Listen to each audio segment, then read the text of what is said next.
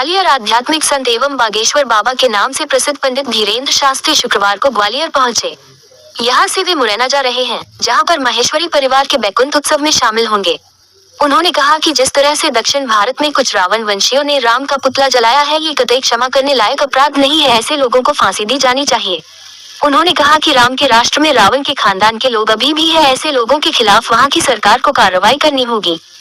उन्होंने एक बार फिर हिंदू राष्ट्र बनाने की वकालत की और कहा कि वह सनातन धर्म और हिंदू राष्ट्र की परिकल्पना के लिए दिल्ली से वृंदावन तक 150 किलोमीटर की यात्रा 7 नवंबर से शुरू कर रहे हैं। 0.10 दिनों में ये पदयात्रा पूरी होगी। बाबा बागेश्वर ने कहा कि वो वीआईपी कल्चर को खत्म करना चाहते हैं, क्योंकि इससे आम लोगों से उनकी दूरी बढ़ती जा रही है।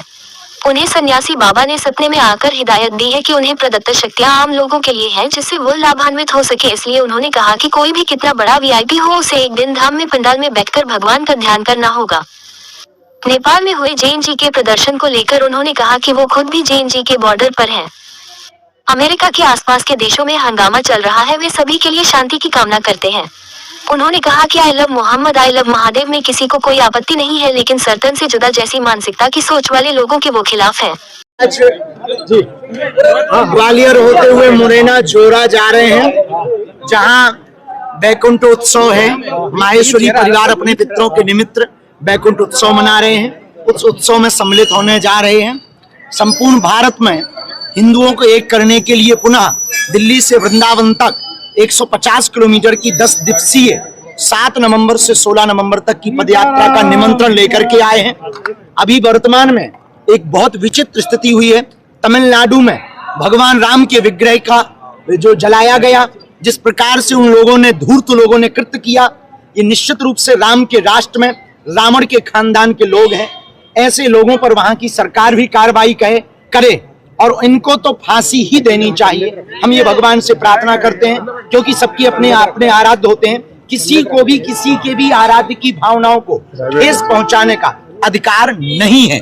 दूसरी बात, इस प्रकार के कृत्य ना हो, इसलिए हम पूरे देश में पदयात्राएं करते रहेंगे, हिंदुओं को जगाते रहेंगे और हिंदू राष्ट्र बनाने के लिए हर पल हमें हिंदू राष्ट्र कागजों पे नहीं, लोगों के दिलों पे चाहिए। महाराज जी पूरे देश बागेश्वर धाम पर बहुत दिनों से हमारे कुछ सेवादार और हमने खुद उसको अनुभव किया कि बहुत वीवीआईपी कल्चर बढ़ गया था, जिस कारण से जो हनुमान जी हमारे गुरु जी है, सन्यासी बाबा दिखाई नहीं देते हैं, परदृश्य हैं, उन्होंने हमको फटकार लगाई। स्वप्न में आकर के उन्होंने आज्ञा दी कि तुमको जो साधना दी है वो इसलिए नहीं दी है कि केवल वीवीआईपी या वीआईपी लोगों को मिले, जी हजूरी करें।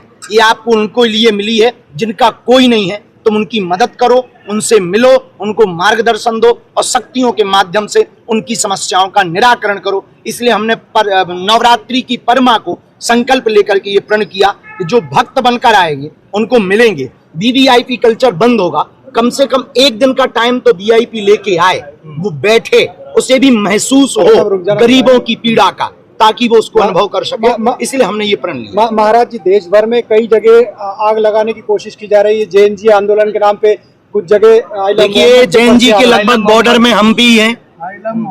1996 का हमारा जन्म है, तो बॉर्डर पे हैं हम। जेएनजी तो नहीं है पर बॉर्डर पे हैं। आइलम मोहम्मद कोई बुरा नहीं है, आइलम महादेव भी कोई बुरा नहीं है, लेकिन सरतन से जुदा कर देंगे, ये कभी बर्दाश्त नहीं किया जाए। मौलाना लगातार पाक अधिकृत जमीन लेकर के रहेंगे, यही समय है, सही समय है। और अभी पाकिस्तान में बहुत बढ़िया हंगामा चल रहा है, भगवान सबको सद्बुद्धि दें। हम वहां भी शांति की प्रार्थना हनुमान जी से कर रहे हैं और पाकिस्तान से कहेंगे कि यदि तुमसे देश ना संभले तो घर वापसी कर लो भारत में।